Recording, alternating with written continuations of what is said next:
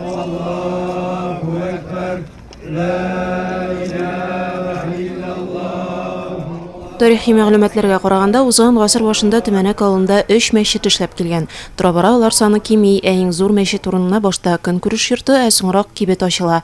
Бүгенгә кадәр авылда кечкенә иман йорты эшләп килә, әмма дини чаралар вакытында төмәнәклеләр һәм кунаклар өчен урын җитми. Узган елны авыл халкы шурага җыела. Җомга намазларына сыйышмыйбыз, гаетләргә сыйышмыйбыз. Күпләребез тышта укырга туры килде намазларны. Яңгырлы, карлы көннәрдә дә тышта укырга туры килде. Башкортстанда сафка кертелгән 4 манаралы Ак Өмет мәчете бер юлы 250-гә якын кеше сыйдырырлык. Хатын-кызларга аерым бүлмә, уку заллары һәм ифтарлар үткәрергә зал бар. Шулай ук дәрес бирү өчен җиһазландырылган бүлмәләр каралган. Иман йортының диварлары оста куллы рәсемнәр ярдәмендә шәрык стилендә бизәлгән. Давамlı булсын. Тагын да мәчетләрегезне төзергә. Тагын да Төмәнәк авылында туймазы да зурайганнан зурайсын. Бәйрәмгә 300-дән артык кеше җыелды. Алар арасында мәртәбәле кунаклар да бар иде. Кичә генә кебек ак мәчетләр йылый-йылый җиргә аудылар. Сайгыр бит иманыгыз дип, манаралар ран салдылар.